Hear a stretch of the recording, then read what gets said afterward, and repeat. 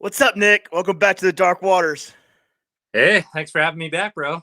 Dude, excited, man. How you been? Did you guys do your expo this week or is it next week? May 1st, next Saturday. Next Yep. Saturday. Cool, man. Cool. Yeah, it looks like it's gonna be pretty fun. I wish I was there. I wish I could buy 6 rods and get $130 worth of kick-ass gear. Dude, our deal is so good. So this Mm-hmm. new rod rack, this new rod holder, I'm crazy stoked about. It's neoprene, which is really, really nice so your rods can't slide through. And when you go to toss them in your passenger seat and slide them through, they're Yeah. not gonna get caught on anything. So I don't even have one yet, which is crazy. So the people actually buying them, they're gonna get them the exact same time I'm getting them. Nice, And nice, then nice. yeah, for the full sticks pack, like people buy them and use the IF Expo as the checkout code. They show up, they get the set. They're getting Savage Gear Frog, Armor Worms, Ned Rig, bag of Ned Rigs. It's crazy, dude. Bill Lewis Echo. Shoot, I'm trying to think. Well, I'm missing some other stuff. We got custom sticks hat in there that will only be available at the show, Okay. which is really cool. Yeah, Cool, man. so banging Cool. deal, man. Yeah, dude. Like I said, I was jealous, but of course, I'm over here in the West or the East Coast, so um, the ATM Expo is going on right here right now. It's getting there. Eventually, we'll have them back, but not right now. Yeah, I hear you, man. That's one of those things, man. But I don't know. How's that whole COVID thing affecting you guys over there? You still kind of locked down, or are they opening things back up? They're starting to open things back up. Like we were one of the worst. We're like you, California. I don't know why I'm talking to someone who didn't go through it, but it was pretty bad. But now, it's even been said, like if you got the vaccine, you probably don't need to wear a mask outside anymore. I'm like, well, thank you. And so everything's kind of opening up, but everything's still pretty social distance out, masks and everything like that. But a lot better than what it was. I know, like in New York City, they're finally letting the bars open and everything else. So it's slowly but surely getting better. So Good, man. We need normal life again. I know, dude. I miss it so much. But What have shit, you man. been up to, man? Yeah. I tell I just start. We've been fishing probably about a month now. And like I've just been going through where like temperatures like 46 degrees, they go up to 48, and they go back to 46 degrees, and they go up to 50, went back to 46. They went back, then they got up to 60, they went back to 48, and now they're kind of leveling out at 52, 53 degrees. And the fish are good. It's been really good fishing. Like I've caught some really big fish this year. Not a lot of quantity, but a lot of good quality fish. But Nice. yeah, it's good because it's like I'm learning how to catch fish in cold weather, which I usually struggle with in the past. And like so now Mhm. I'm finally figuring it out, and it's just like, oh, this is only gonna get better. Like and then Yeah. and not that, but I realize the power. Like for some reason, like everyone talks about the pre-spawn, which I agree. Pre-spawn, you do have a chance to catch a PB, but every time I catch a fish in like cold conditions, it's usually not a small one. It's usually one that like it was out there for a purpose, and Yeah. it's been a good year for me so far. Awesome, man. That's cool. Yeah, I need to go fish some smallmouth country soon. We got them up here, but they're much harder to come by. Yeah, well, when we were on when you did your live the other day, and I was on there, and you kind of made fun of me for not using a Ned rig, and I swear to God, that following day I used a Ned rig and was beating them up. So it was just like, There it is, dude. there it is. Like I guess I'm a Ned rig guy. So Yeah, I tell you what, people associate Ned rig with people just wanting to get bit, but I'll tell you what, dude, sometimes a Ned rig just mimics a baby craw better than anything else, or a little salamander, or any of that micro life that they're just used to eating. yeah, And big really. ones eat it too. Well, I caught a few big ones the other day. It was really weird because I started off like kind of because the water. So the main lake was like 47, 48. I started out there, and then I wasn't getting any bits. So like I'm gonna try to find the warm water. So I started going to the coves. Didn't really find anything or no sign of life. And then I got literally on the shore, and I saw a few of them just swimming around. They weren't being aggressive. They were moving more than They weren't just sitting still. They were moving. And so I'm like, huh. So I took a Ned rig and I just threw it out there and just one after another. Like I guess they were looking on the ground. They were looking for something that was moving on the ground, and the Ned rig was just it baby was like the craws. perfect. Yeah, it was a perfect bait. Heck yeah, dude. I'm telling you. You know, here's another thing too, Joshua. It probably never gets that hot where you live, but anytime the water gets over 80 degrees, which happens in a lot of southern states, is Ned rig also works really well again, but you just have to do the weedless version, because Yeah, anywhere it's that warm, you're going to have a lot of growth as well. But I always say below 50, above 80. Like Ned yeah, rig is amazing. yeah. Yeah, I can't talk shit about it anymore. That's for sure. It's done well for me. No, So you can talk shit if you want. It's all good. well, cool, man. Well, I'm glad I got the show. I want you to know that I came up with this idea before you put out your video on YouTube about top water, because it's getting like it was really weird. Like the other day I was fishing. The same day that I caught him on the neck rig, I'm like, okay, well it's 51 degrees here, and I'm just looking for him now. I'm like sight fishing, and I come by like a very little marina where the water comes in, and I'm looking at there, and next thing I know, I'm just seeing shit attacking the top. Like I just see things flying out of the water. I'm like, dude, there's something crazy going on over there. And then I started getting in there, and I watched the temperature go from like 52, 53, 54, 55, and up to like 56. And then I'm looking at my graph, my side view, and I see life everywhere. And like, I mean, it's just in the top of the water. It's just insane. There's stuff down here that there's bait fish and there's fish eating. And I'm like, dude, should I throw top water at this point? And before you answer that was that was one of those things. It's like I got to bring someone on here to talk about this because when is the perfect time? You're like, when do you use top water? And like and you made some really good points when I watched that video. But I'd rather us talk about it. But that's kind of what I want this to be geared towards like top water bite, because it's getting close. I know down south they're already doing it. I'm pretty sure out in the West Coast you guys have been doing it too. But we're starting to get to where, like, I imagine like in the next week or two we're gonna start seeing a decent topwater bite. And so whatever, I figured we'd talk about it. But I guess to start off, like, what are your thoughts on topwater? From there, then maybe we can go into like some of the different techniques, whether it's popper or faster moving topwater bait, all the way to frog bites and stuff like that. Yeah. So I really think the first thing you really want to wrap your head around is the metabolism of a bass.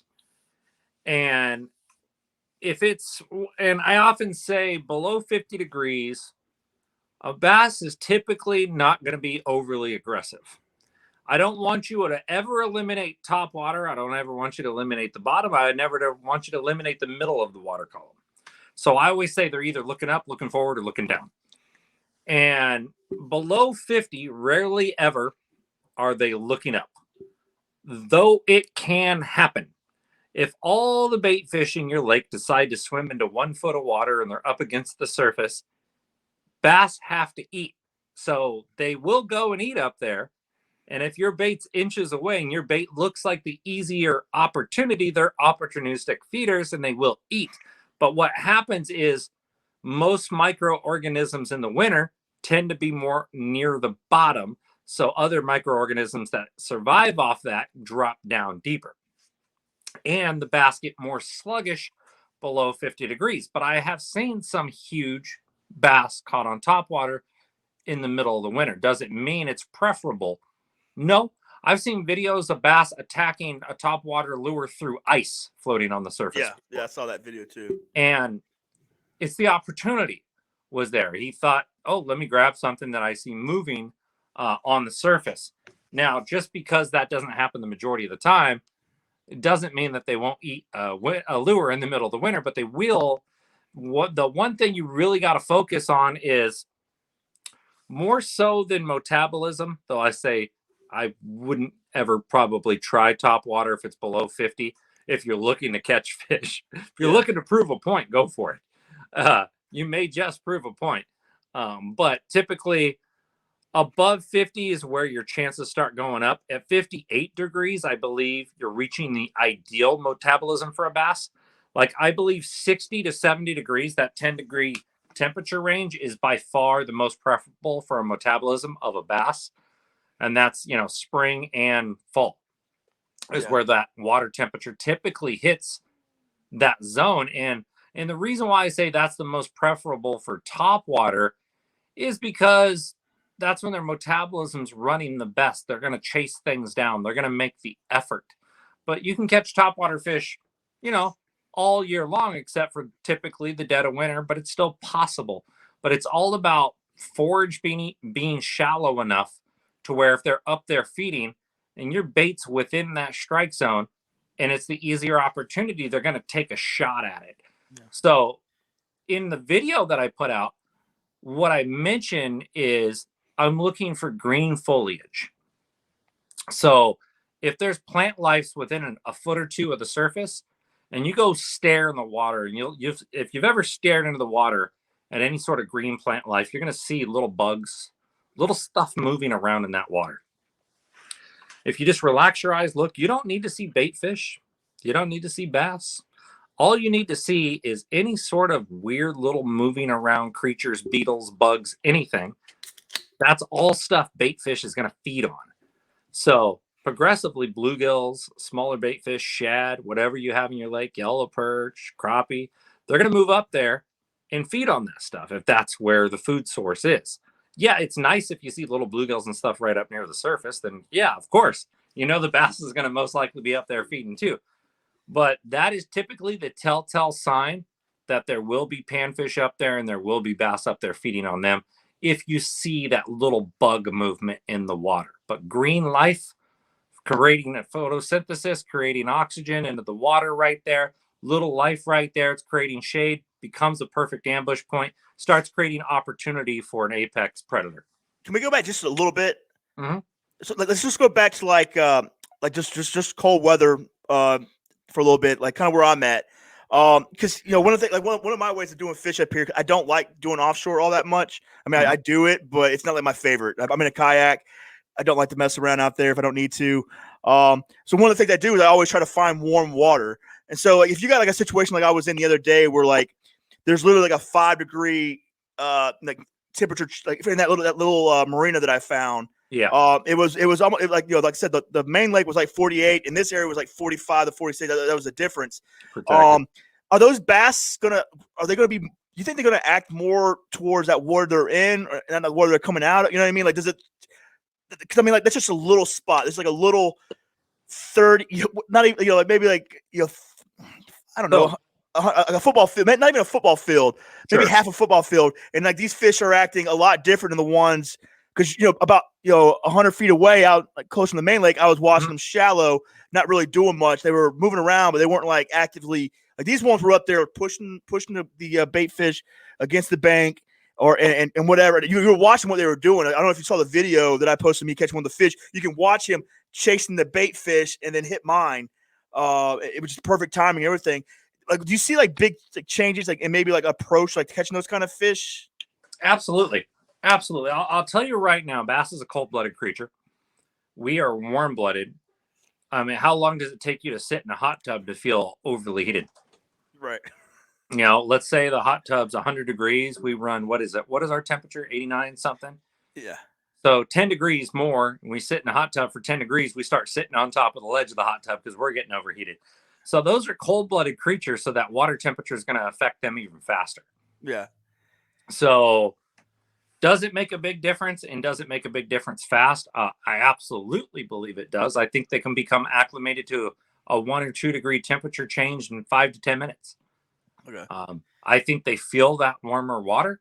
They see the opportunity there. The bait fish probably went there because there was probably more natural growth in the water. Wherever the water is warmer, there's going to be more growth. Phytoplankton, which is what zooplankton are. And zooplankton are microorganisms that eat phytoplankton, is which that greenery, that algae looking stuff that grows in the water from the sun. And although you may not see it, this is maybe what those microorganisms are feeding on. And there's a bunch of bait fish up there trying to eat those. Yeah. Or the bait fish were like, man, the main lake is cold and this feels warm in here too. Right. We're going to sit right here. And then all those bass are like, well, look at this.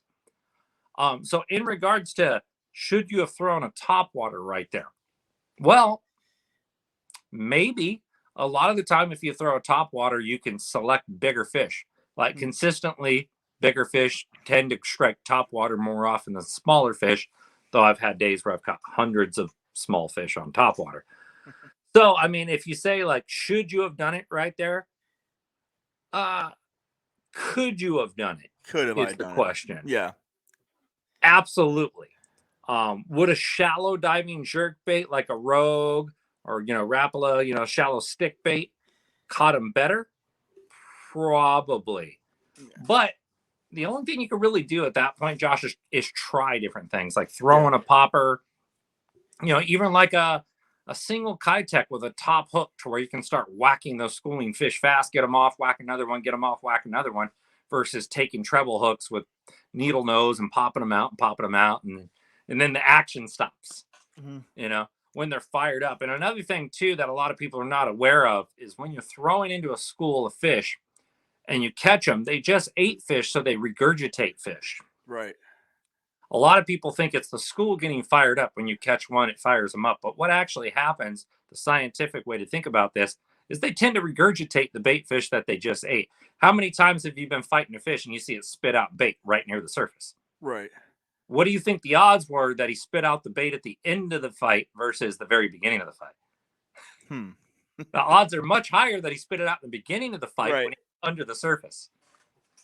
So they see all that fresh bait being spit out. It's like chumming the place. Right. And, So- and that's is that where you where they talk about like a lot of times you'll find like the bigger, smarter fish hanging below those, picking up the injured or whatever fish coming out of that whole madness. Yeah, absolutely. So would the right thing be to do to throw a topwater right there? I wouldn't necessarily say it's the right thing. Could you have? Yeah.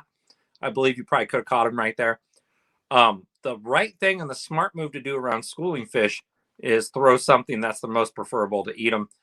Eating, matching the hatch, or going slightly larger with a paddle tail swim bait, and seeing if you can get the bigger fish or slow rolling it under them, like you said, which is actually really accurate. The statement is very, very true. I've done it a lot of times.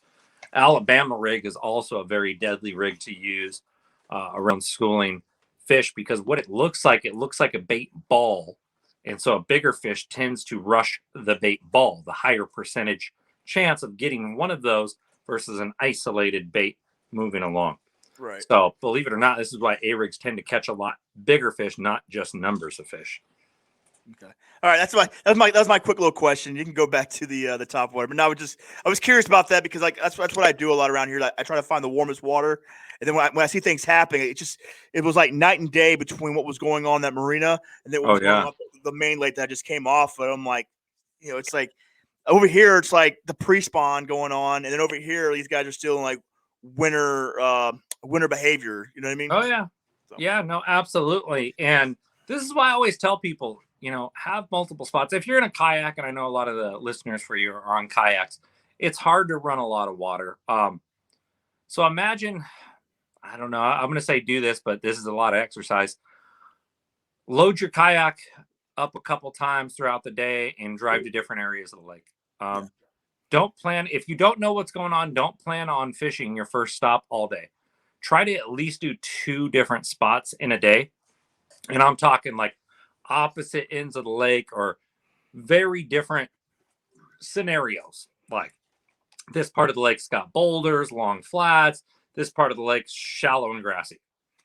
Try to cover different stuff, and don't make the effort to paddle for 3 or 4 hours and get there, because you're probably going to be burnt out. And then if it didn't work out, it didn't work out. So put your kayak back in your car, because I think most of those tournaments you can pull out and move to another spot anyways, right? Yeah. Okay, cool. So I did say the right thing. Right, you did. You're on the right vibe. So I think we were at you're just before we went back, but just you're talking about the temperatures getting up, but mainly focusing on what would you say, the scenario or the what's going on. I think is like the most important thing is what you're really talking about. Like it's not really about water temps; it's about what's going on. Mm-hmm. And I mean, obviously, water temps does matter to a certain point, but like we said, like one of the things that like last year when I figured it was time to throw the top water, like I was sitting there I was fishing. I look over and I hear something popping. Then I look over next to me, I see a dying perch, and I'm watching a bass trying to get them. Awesome. And so I'm like, all right, well there we go. There's a sign right there. And then obviously bait fish jumping and things like that. There's those signals that say it's time. It's time to probably break out a popper or whatever. Oh yeah, no, absolutely, man. Below 50-degree water temperature, I would say metabolism plays a very large role, and chances are the fish are not looking up. If you're an avid topwater guy and you want to do it all winter long, go for it. Probably not going to get the numbers ever in the dead of winter. But I would say the magic temperature where you can consistently start to look in shallow water much more often, or where you should always have a topwater bait tied on just in case. And I would suggest starting with like a popper or a spook, something that walks side to side, works better when it first hits 58 degrees, and a popper, something that you can pop and just sits right there and stays stationary for quite a bit of time, because the fish are still semi-sluggish, right. Because of the metabolism is just getting above that comfortable zone for them to want to chase. But the surface isn't an issue at that point because there's typically bait shallow from 58-degree water temperature up. So I would say consistently have your favorite topwater bait tied on for 58-degree water temperature and up. Like And that's so, also, when that comes at the end of the year, I also believe in the wintertime, down to like 55, 52 degrees, it goes beyond because they're trying to feed up before winter sets in. so like when it does start becoming, I kind of like how you said that, like why you would use a popper. Because that's one of the things I'm trying to learn too. Because I love fishing. Topwater is my favorite. I'm not saying that I'm the best at it, but as far as like what I like, what I love to do, that's my favorite way to fish. It's just it's something about it. But knowing when to use, because there's so many different ways you can fish. Topwater, whether it's a popper, whether it's a whopper plopper, whether it's a frog, Sure. and then even frogs. Don't even get me the frogs. There's different ways that like you can fish the really really thick frogs. And then when you told me that I can use my surface stick to fish a frog, that doesn't make any sense because the stuff I fish, it's so whatever. Like it's just like there's just so many different ways you can fish a frog or any topwater. But knowing when to use it and like when not to use it, because there is a time where you can't use a whopper plopper anymore. And there's a time where a popper just isn't the way isn't what you need. You need something that's gonna move fast. Right. How do you decide like what? Because you're one of these guys I watch. You fish a lot of different lures. You try out a lot of different things. You're not like one of these people who have like a one or two go to. Like you have a lot of things to go to. Like how do you decide like really what's going to be like the perfect situation or the perfect lure for that situation? And I know you can kind of finagle things, but like when I pull out a plopper, like I want to know why I pulled it out. I want to know why I decided I'm going to utilize this lure to fish this condition. And I think that's one of the things that over my 5 years of doing the competitive part of it, like why are you doing this, Josh? Like why are you throwing this? It needs to make sense. You know what I mean? Sure, I do know what you mean.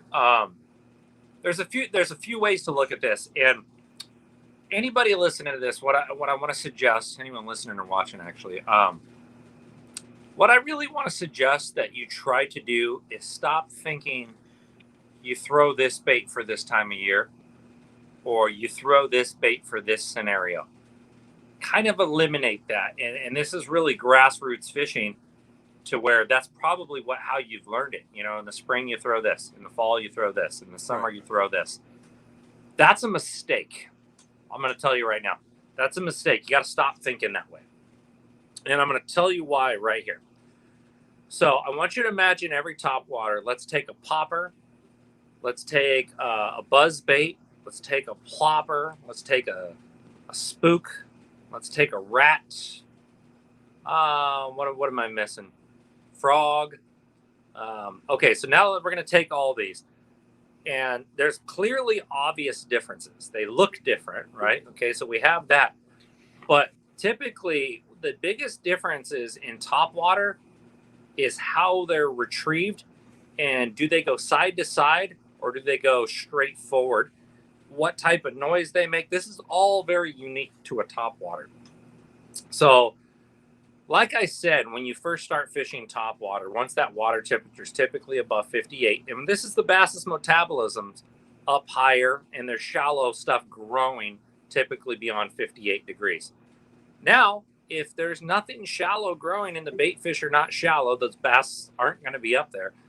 Does that mean they won't eat a topwater? No, they'll still come up from deep and grab a topwater if you get them into that preferable temperature. If it's from 58 to 70 degrees, their metabolism is feeling good.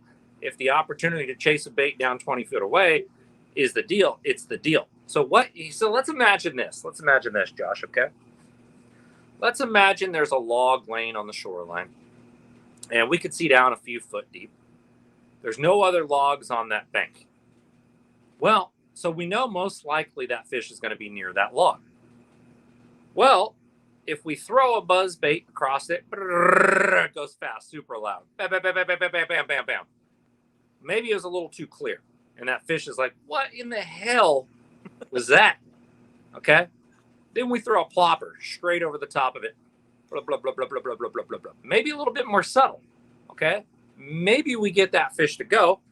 But let's say the water's just barely 60 degrees. Okay. We don't see a lot of bait fish up there. We know he's sluggish. We got to encourage him to eat a topwater. Now, let's say you throw the popper. Whoop, whoop. and it's sitting right next to his freaking head. Bloop, bloop, and he comes and looks. Ooh, got him. I got his ass. Now, the difference there, subtle, had a feather, had some tassel on the back, encouraged him. He had a good look at it. Now, let's say we go a month down the line and you know where that log is, and you can only see a foot deep into the water. Water got dirty. The gross up there, 65 degrees. You know you're in the middle of their favorite preferable temperature. The metabolism's good. Water's dirty. A little bit of wind chop on the water. Okay. Now you pick up your buzz bait and it's going click, click, click, click, click, click, click, click, click, click, click. And he's like, here it's coming. It's coming. Where is it? Wait, bam. And he smokes it. Okay. He was more aggressive. He was fired up. He just walked out of the gym. He just hit three sets, man. Full reps in. He was pumped up. Temperature was good. Preferable time to feed. He's got to feed more often. It was dirty. There was a little wind chop. You made that bait found. He heard it coming. Bam, stroked it. Now let's say it's a little dirty, but it's slick calm. Same scenario. Plopper's a little less loud than a buzz bait. Now it's a bloop, bloop, bloop, bloop, bloop, bloop, bloop, bloop, bloop, bloop, bloop, bloop, bloop, bloop. Oh, that's a little bit more subtle. And they eat it. It has nothing to do with me enjoying to throw a buzz bait, a popper, a plopper, more. It has nothing to do with what I like to throw right there. It has everything to do with maybe it's a little calmer. Maybe I'll go with a little bit more silent, but something kind of audible where they can find it. Right. Or maybe I'll throw the popper right there because I don't feel like they're chasing anything. I threw it to a bunch of other stuff. They never came up. Now I'm going to throw the popper and go whoop, whoop, and just let it sit there. Whoop, whoop, with a little harder pop. Pop, pop. You know, bloop, make a big bubble. And now they're like, there it is.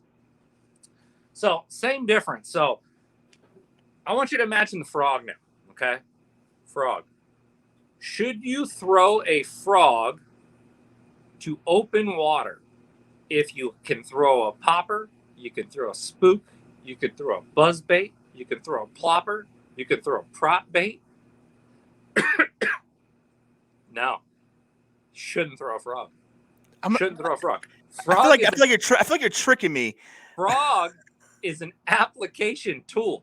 Frog is for heavy cover and matted vegetation, for going through back under trees, for sitting on top of snotty mats.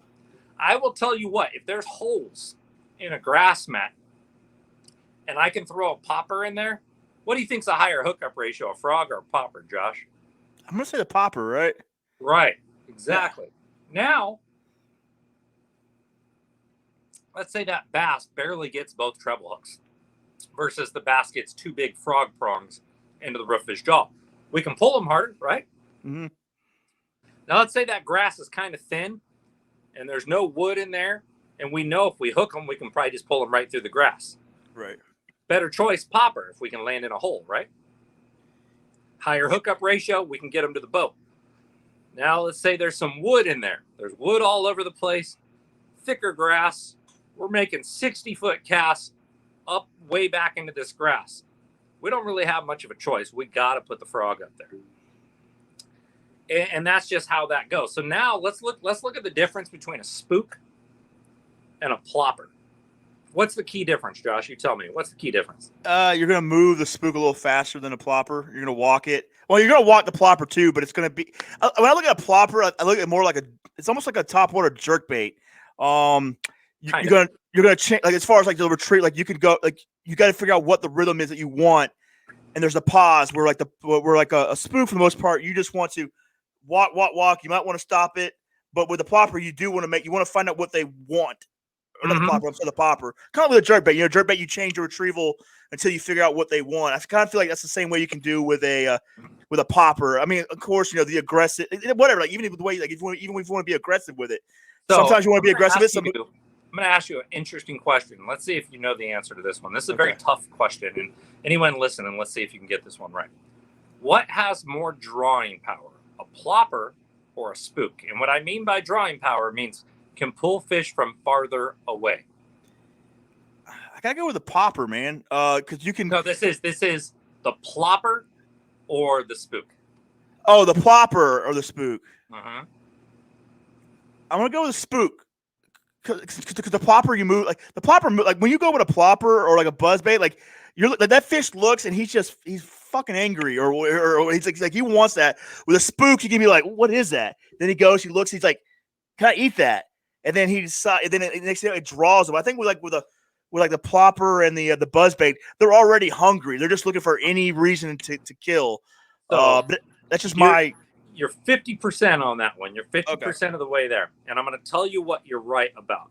The looking to kill aggression, okay? Straight retrieve, blah, blah, blah, blah, blah, blah, the plopper, looks wounded, moving along quick, goes by them, agitate, strike. Whereas a spook has the side-to-side movement.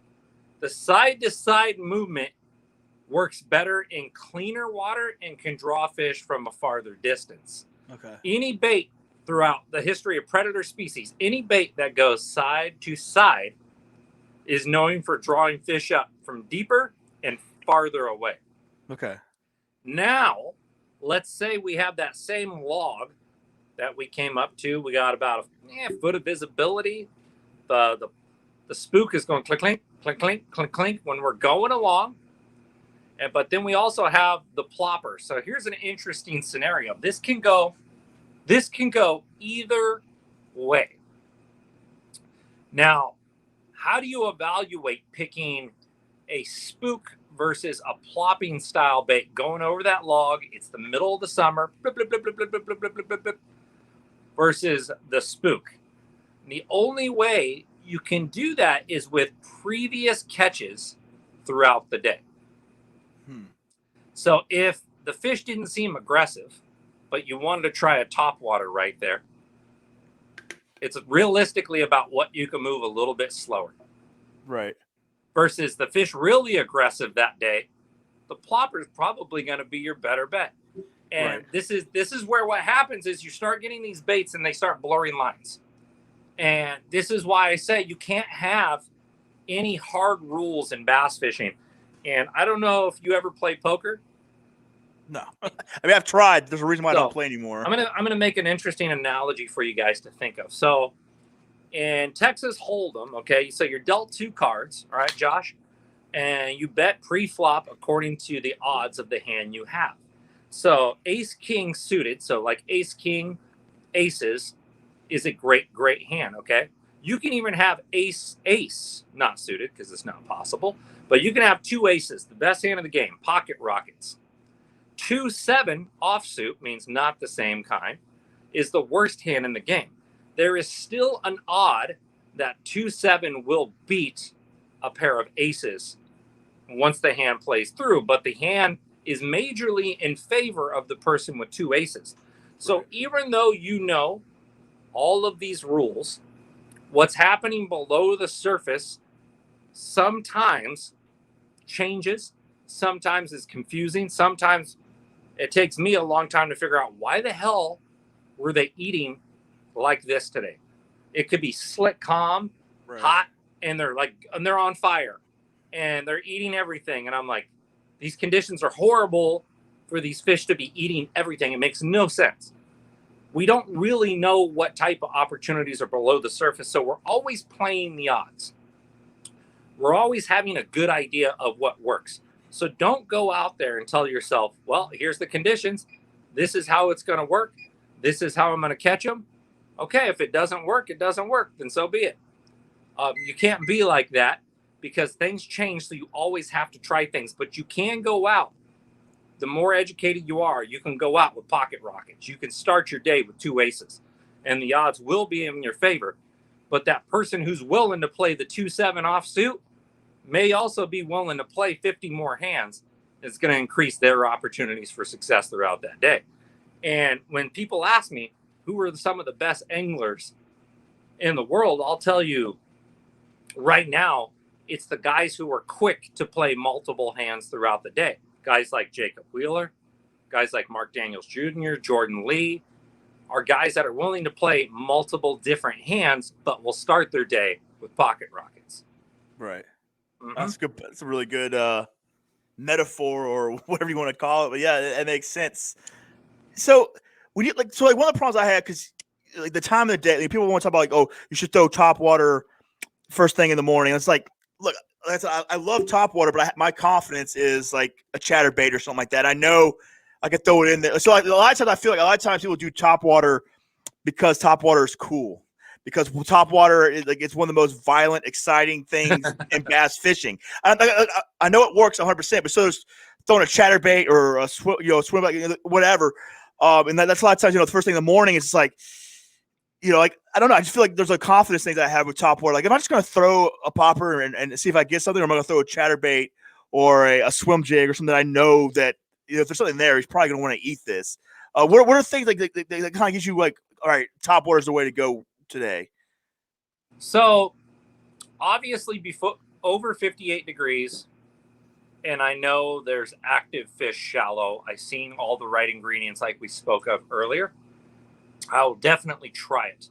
And the reason why is if you had to ask me day in and day out, if I only had 5 bites a day and I had a category of baits to pick from, bottom baits, middle of the water column baits, or top water baits, in general, if I had 5 bites, which one would be the 5 heaviest fish consistently?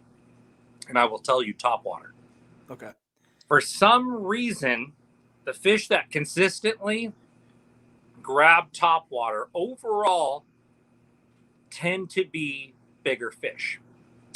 I've tried to wrap my head around this, and the only thing I can come up with logically is that predator fish prefer trap points. And that means essentially a wall they can push something against. Right. So when we're dragging a bait against the bottom, there's a trap point that's down there on the bottom. There's lots of obstacles for them to avoid grabbing, sticks, rocks. They have to pinpoint that time. So it allows the attention to be drawn, which I think can also draw the attention of smaller fish. Bigger fish are also willing to attack something that puts off more commotion. Most topwaters have much more commotion than dragging something along the bottom. To where I think topwater typically looks like a bigger meal. And that's a perfect trap point against the surface.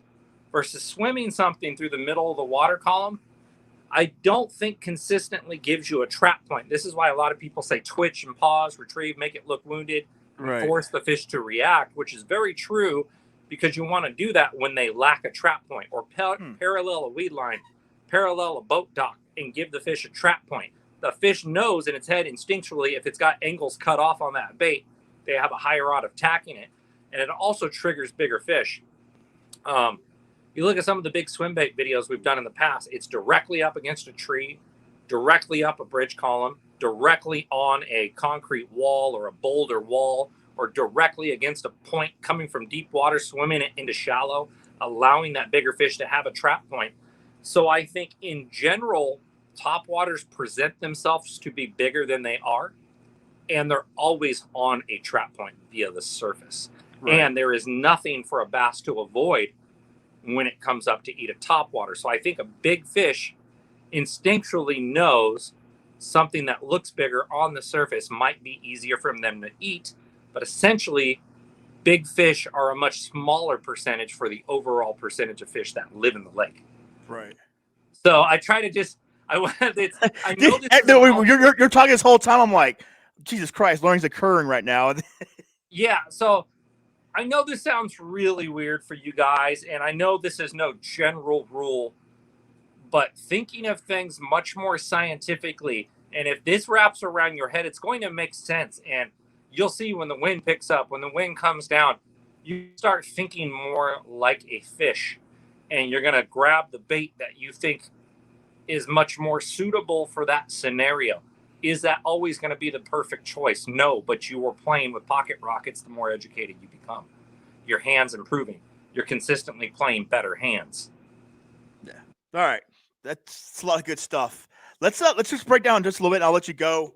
But I want, obviously we both fish stick rods and things like that. So I feel like it's only fair if we talk about it just a little bit. But setups, what I mean? Obviously your surface rod, the number 5 is kind of known for your top water. Yeah.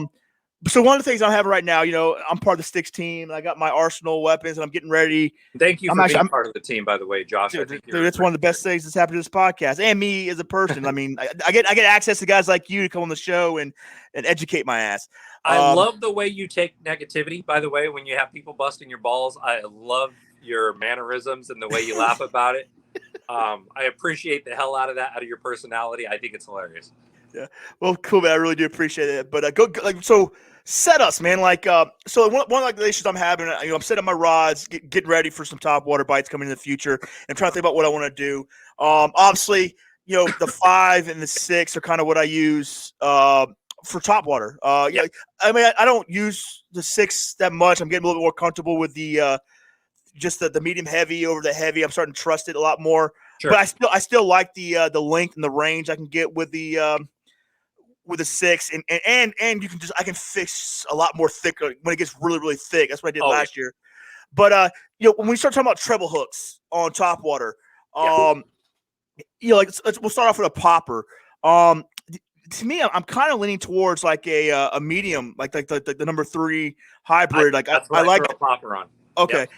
And the line, like I know a lot of people are talking about braid sometimes. I've been leaning more to this what P-Line made this top water thing that I'm practicing out this year. It's an actual top water line. I'm not overly fond of it. I'm a P-Line guy. I don't know if it's just I'm so partial to braid and monofilaments. But I know the line you're talking about, and I think David Dudley actually, not David Dudley. It was Brian Thrift that designed the line. Yeah. And if Brian loves the line, there's a reason for it. Brian's a hell of an angler. But so when it comes to a popper, yes, as you get to smaller baits, you want to go down in the weight of the rod. And the Sticks lineup's the lightest rod's the number 1, heaviest rod's the number 6. It's pretty easy. For those of you guys listening and don't know, I designed all 6 of these rods. They are the most versatile set on the planet, designed to do everything. It's like essentially a set of golf clubs, but for bass fishing. I travel all over the country, fish everywhere, and these 6 rods can literally do it all. Trust me. So now the number 3 for the top water, believe it or not, for a popper, I will still throw fluorocarbon, which is kind of weird. I don't walk a popper. I don't walk a popper. This is going to help me out a little bit because I use fluoro because I'm trying to, so I can help the brand out a little bit, like really trying to stick to only 6 rods. You know what I mean? Like saying sure. This is what I do. Look at all I'm doing. And that's the problem, is changing the line on a lot of these rods. And I was curious about that because, the number 3, I throw square bills on it. I throw multiple, obviously it's a workhorse. And so I was like, yeah, I mean, I would like to keep fluoro on it and still be able to throw a popper. Yep, I throw 12-pound tactical fluorocarbon. Yep. That's also a P-Line line. So there's one way to do this too, Josh. If you prefer only bringing 6 rods on your kayak, one thing I could suggest to you is taking 10-pound monofilament and getting 1 cheap extra reel that you keep in a waterproof bag, to where if you ever want to have a dedicated top water for smaller stuff, you can do that. Just like, for example, on the number 6, I don't know how much punching you guys do out in New York. It's probably not a big deal. But for example, my number 6, if I only travel with the 6 rods, I bring 1 reel with 80-pound braid for punching. And then my main reel is 20-pound fluorocarbon. So I can switch it on the number 6. Well, that's what I've been doing. Like in my kayak, like on the bottom of it, I have 3 to 4 different reels, like for my 6, because like you got me into swim baits now. Yeah, I just ordered a bunch of Savage gear. I don't want to throw those on braid because I'm gonna be fishing those in probably clear conditions. So I'm looking like putting like 20 fluoro on that, and then obviously when I do need to punch, I don't punch a lot. But if I'm doing a frog bite and I'm watching them explode and I can't get them on the frog, I'm gonna punch. So, but yeah, that's one of the strategies that I'm doing now is switching up the reels. The only rods that I have more than one of them really that is the surface rod. That's like, to me, has a lot of it's a jig rod, like a heavy jig rod to me. It's a flip, it's a flipping rod for me. Yep. But it's also now it's my frog rod and it's my top one. That's I guess getting into. I know we were talking about 3, but even getting to number 5. But actually, well, let's just go with this right now. So there's different things you can do top water, right? So, obviously you got the frog. which is the two hooks. It's meant for heavy cover or heavier cover, and then also you got like the whopper ploppers. I throw a lot of wake baits too. Yeah. I use them as to me they're top water. Yeah. Things like that. So with a frog, I like to stick to mainly braid. Yep. But with those other ones, like, I'm starting to learn that if you're gonna have a medium heavy fast rod, you probably don't want braid, right? You probably want something a little more give to it because you want to find that balance of whatever. Sure. When you knew how to explain it better than I do. So like when it comes to like treble hooks on top water, do you want to kind of treat that like you would treat a treble hook, like with like a cranking bait or a square bill, something like that, where you gotta like mash things up perfectly. You can't have like you don't want to wrench a fish. right. I'll tell you right now, if you have small treble hooks like on a popper and you throw it on the number 3 with 12-pound fluorocarbon, you're fine. You can hit them and pull hard. That rod's limber enough to where you're not going to rip them free. But once you go up to like number 5, you're in the surface stick category. And let's say you're throwing, let's say you would throw a bigger popper on that. Let's say you got a big popper or a smaller spook and it's got treble hooks. I back off the drag some. I back off the drag. I don't hit them super hard on my hook set. You just got to be aware that of the type of hooks you have on there, what you can hit them harder with, what you got to pull a little softer. Spooks and walk the dog style baits that have treble hooks, I never set the hook hard. I just keep walking until the fish loads up and then I just get tight. So it may look like I'm setting the hook, but I'm not. Right. I just keep walking it. Any walk the dog style bait, any topwater, whether it's a plopper, whether it's a spook, whether it's a popper, you keep walking it. You never set on the blow up. Keep walking it, even if you think it goes under, and you'll hook them. There's no benefit for swinging for the fence on a bait with treble hooks on it. There's not. Right. The benefit is keep moving it forward or get it tight. Get it tight. Real fast. Keep walking it. Move it forward. But when you swing and you miss at a fish that slaps at a top water, that fish was invested. Now you pulled it out of the strike zone. You blew it. Right. This is why you never see me swing unless it's a frog. I reel down tight to the frog on a straight line, super fast. Whoop, whoop, 2 quick rotations, turn my rod towards it, then hit them. And what that does is when I turn my rod towards it, if I pull up on the frog, instinctually my brain knows if I feel it or not. And sometimes I'll back it off, then the fish will come back and get my frog. Right. So it's not a horrible idea to keep. Cause I like braid. I like braid on top water for some reason. I know some people like mono, but I think braid. It's a perfect. So you don't think there's really a big of a deal when you're putting braid and mixing with the treble hooks, as long as we're considering like what we're doing as far as like you can't rip their faces off all the time. Yeah, as long as you're not an idiot about it. Yeah, 100% braid. Braid is just so much more favorable for top water that it's like, why would you almost do anything different? Just like a little popper is the only time I get clear line. If my top water is literally sitting still, then I let clear line. And believe it or not, that's why I still throw a popper on fluorocarbon.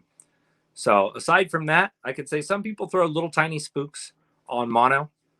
You can do that. I've never had an issue throwing them on braid. Trust me, I live in Northern California. I fish lakes with 30 and 40 foot of visibility. And I've caught fish on top water with 65-pound braid on a regular basis all throughout the last 30 some odd years of my fishing career. So there is no issue. They do not care if it's attached to braid. I will tell you that. All right. Last thing, I swear to God, we're done. We're gonna talk a little bit about frog, a little more in depth than frogs, and not in depth, but just maybe about the setups, because like I always thought you need a heavy action rod to fish it. What is your thoughts? I know you like to use the surface rod for frogs. I know you like to skip frogs.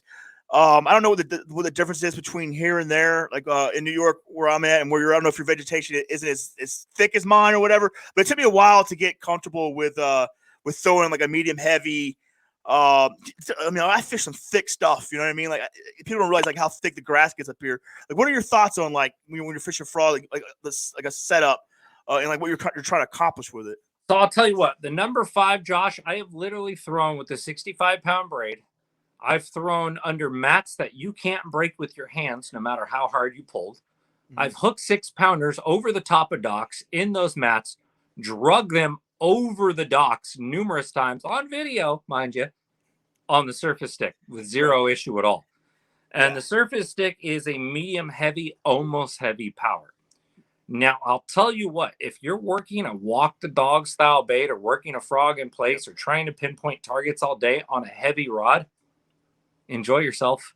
That was what I was really going to bring that up to you. Like, that's one of the reasons why you kind of got me, because like, you know, my rod before I got with you guys is it's a 7 foot heavy action. It's got no flex in it, and so like trying to walk the dog is like, it's like, this is like, you can't do it. You can't do it. Then I grab the surface stick. I'm like, well, this makes sense. I can walk. Like I get so much more action out of my lure than I did with the stiff rod. Which, I mean, but then again, like the same thing with the number 6, the power, because the top of that rod it gives a lot. I can walk I can walk with that too as well, but you don't get the same kind of accuracy and the ability to skip, but you can with the surface stick. Correct. Yeah, it's lighter. It's faster, the action, which means it bends more towards the tip, but it is also very parabolic, which means if you distribute the weight on both ends, the rod will bend evenly once you see the actions in the rod.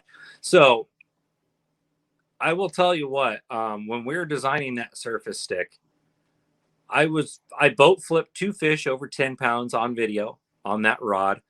I pulled them out with matted vegetation that would fill a 5-gallon bucket. So whatever the weight is, a 5-gallon bucket is, that they had to be close to that in weight that I was pulling up on that rod.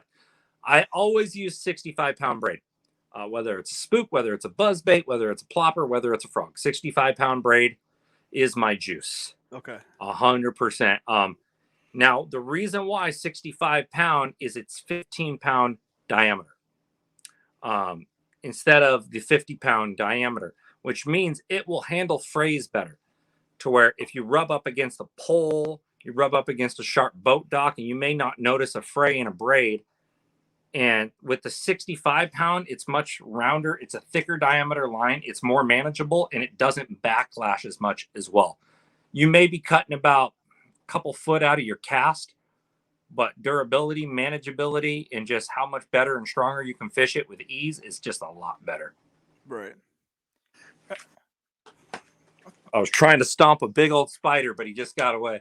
Oh, Jesus. I hate spiders. Well, cool, man. That's kind of what I wanted to go over. Like, it's getting close. I know a lot of my listeners, they're like me. We're still just trying to figure this shit out. In top water, it's coming up. And to me, it's like, here's one of the things, like, 'cause I've been fishing tournaments for a while, and I have a hard time committing to a lot of topwater bites, or at least a frog bite, because of the percentage hookups can be frustrating. I got a frog video for that to show you. I'm gonna ask you something, Josh. Okay. So you like to throw a chatterbait a lot, right? Yes. How big were all the fish that missed your chatterbait? That missed? Yeah. The ones that you seen miss your chatterbait when it was way down under the surface. I don't know. Oh, you don't know, right? Yeah. You want to know why missed frog bites hurt so much worse? Okay. Yeah, I see where you're going with this. Because you seen them. Most people don't count the fish that they missed subsurface or didn't know followed their bait. But they love saying that the frog's got a horrible hookup ratio because they see them miss, or they see them turn and change their mind at the last second. They really didn't miss. They analyzed your bait and chose not to eat it, and they changed their mind at the last second. Or they tried to wound it, and someone pulled it away too soon thinking they had it. And that's the biggest problem. I've seen videos in the past, guys talking about, set it immediately. They'll spit your frog out within 1/10 of a second, which is the most asinine, ridiculous statements from people who've only fished at one location, that the bass just are aggressive as hell and eat your frog. But a lot of places, the bass will come up and grab the legs of your frog, or just roll and hit your frog, then come back and try to eat it. Or they come up around it and swirl, trying to disorientate your bait like they do bait fish and other little birds and stuff on the surface. They do a come around and then eat it, which tries to disorientate it by turning it, and will try to get it. And people see that swirl and they swing. And so there's a lot of mistakes happening right there, because subsurface, you don't see when they do that crap. All of a sudden you just are like, whoa, I got him. Now I tell you what, if you had to see all the fish that came up behind your chatterbait and didn't eat it, you'd be like, the chatterbait sucks. Right. That's a good point. That's a really good point. I don't even think about that. Like how many fish actually looked at my bait? Tons. Yeah, because I mean, you see it every now and then. Like you'll be in the standing. I'm like, well, there's a fish chasing my bait. Like how often does that really happen? I imagine A ton. Yeah. Well, cool, man. Well, so what do you got coming up, man? I know you got the expo coming up. That sounds like it's gonna be a really good deal, but it's still pretty early in the season. We got a whole season ahead of us. Like, what's the big plans for Nick? Man, I got river striper stuff coming up. I'm going to be doing tons of scientific breakdowns of baits, techniques, scenarios. I want to try to teach you guys to be scientists, observational scientists on the water. And I want to get away from this bait's for this bait's for this. And I know I made a career out of that, but everyone and their mother's doing it. But I really want you to evaluate and look at some of these guys that are doing it for a career that are talking about it. Maybe that's the ones you really want to look at. If you're into just watching people go and having fun and catching fish, there's a lot of good channels for that too. Like even out here on the West Coast, Greg Blanchard, good kayak fisherman, good kid, doesn't claim to be the best angler in the world, just goes out and fishes, catches them. Good dude, great person to follow if you're into that.